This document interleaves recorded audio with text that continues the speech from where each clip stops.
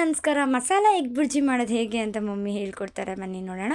ಮೊದಲಿಗೆ ಒಂದು ಪ್ಯಾನ್ನ ತೊಗೊಂಡು ಅದಕ್ಕೆ ಸಾಸಿವೆ ಹಾಕ್ಕೊಂಡು ಅದು ಚಿಟ್ಕುಟ್ಟ ಮೇಲೆ ಕಡಲೆಬೇಳೆನ ಹಾಕ್ಕೋಬೇಕಾಗತ್ತೆ. ಅದಾದಮೇಲೆ ಹಸಿಮೆಣ್ಸಿನ್ಕಾಯನ್ನ ಹಾಕ್ಕೊಂಡು ಚೆನ್ನಾಗಿ ಕರಿಬೇವನ್ನ ಹಾಕ್ಕೊಂಡು ಫ್ರೈ ಮಾಡ್ಕೊಳ್ಳಿ. ಚೆನ್ನಾಗಿ ಫ್ರೈ ಆಗಬೇಕದು.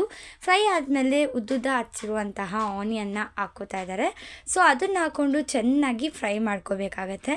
ಓಕೆನಾ? ನೋಡ್ತಾ ಇದ್ದೀರಲ್ಲ, ಇದಕ್ಕೆ ಶುಂಠಿ ಬೆಳ್ಳುಳ್ಳಿ ಪೇಸ್ಟ್ನ ಸ್ವಲ್ಪ ಹಾಕ್ಕೊಳ್ಳಿ.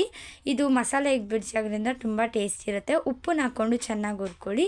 ಅದಾದಮೇಲೆ ಅರ್ಶಿನದ ಪುಡಿನ ಹಾಕ್ಕೊಂಡು ಚೆನ್ನಾಗಿ ಫ್ರೈ ಮಾಡ್ಕೋಬೇಕಾಗತ್ತೆ. ಉಪ್ಪು ಹಾಕಿದ್ರೆ ಬೇಗ ಬೇಯುತ್ತಲ್ವ, ಸೊ ಅದಕ್ಕೋಸ್ಕರ ಹಾಕಿದ್ರು.